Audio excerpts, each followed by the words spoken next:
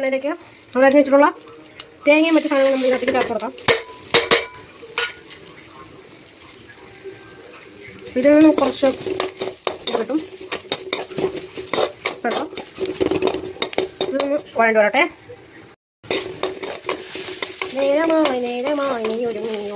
നീ വരില്ലയോ നീ ഒരുങ്ങിയോ എങ്ങനെ കണ്ടാണ് ലിറിക്സ്. ഞാൻ എന്തായാലും ജമീൻ്റെ ഇത് റെഡിയാണെന്നാണ് ചോദിച്ചത്. റെഡിയായില്ല, കുറച്ചും കൂടി സമയം എടുക്കുന്ന പറയാൻ എന്നെ കിടന്ന് മുരിയുന്ന സാധനത്തിൽ പറ്റില്ലല്ലോ. അതുകൊണ്ട് നമ്മളെല്ലാം നോക്കി കണ്ടറിഞ്ഞൊക്കെ ചെയ്യണം.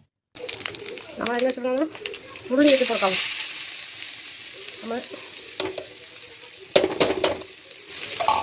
മെയിനായിട്ടുള്ള ഉപ്പ് അരിയാണ്. ഉള്ളിലൊക്കെ നമ്മൾ അരിയുടെ അനുസരിച്ച് ടേസ്റ്റ് വ്യത്യാസമുണ്ടെന്നാണോ പറഞ്ഞു കിടക്കുന്നത്. നമ്മൾ എങ്ങനെയൊക്കെ ആണ് അതിൻ്റെ ആകൃതിയിൽ വ്യത്യാസം വരുത്തിയിരിക്കുന്നത്, അതിനനുസരിച്ച് ഇതിൻ്റെയൊക്കെ രുചി മാറും. അത് പ്രത്യേകിച്ച് സവാളയുടെ അത് ഞാൻ കിടക്കുന്നത്.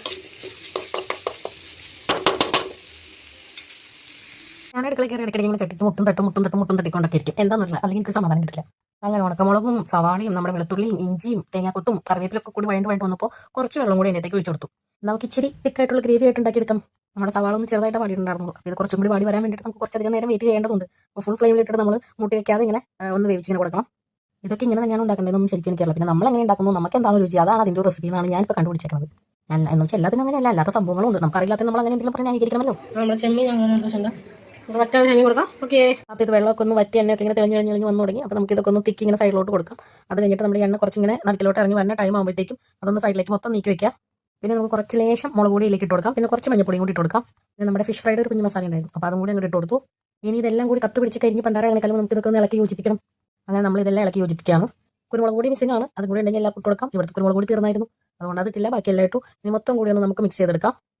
അങ്ങനെ പച്ചമുളക് മുളക് പൊടിയുടെ മാറി ഒന്ന് വഴണ്ട് വന്നപ്പോൾ ബാക്കി ഉണ്ടാകുന്ന സവാളയും സംഭവം എല്ലാം കൂടി നമ്മളൊന്ന് മിക്സ് ചെയ്തെടുത്തു. നമുക്ക് നമ്മൾ വറുത്ത് കോരി മാറ്റി വെച്ചാൽ ചെമ്മീനകത്തേക്ക് ഇട്ട് കൊടുക്കണം. അങ്ങനെ ചെമ്മീൻ ഇട്ട് കൊടുത്തു. പറഞ്ഞല്ലോ നമ്മൾ കുഞ്ഞ് ഗ്രേവിയാണ് ഉദ്ദേശിച്ചത്, അപ്പോൾ കുറച്ചും കൂടി വെള്ളയിലേക്ക് ഇട്ട് കൊടുക്കാം. ഇനി വെള്ളം വറ്റാനായിട്ട് കാത്തിരിക്കുക. ഈ വെള്ളം വറ്റി കുറച്ച് എണ്ണ മുകളിലേക്ക് ഇങ്ങനെ തെളിഞ്ഞ് വരുമ്പോഴത്തേക്കും നമ്മുടെ ചെമ്മീൻ റോസ്റ്റ് പോലത്തെ സാധനമില്ലേ, ഇത് റെഡി ആവുന്നതായിരിക്കും.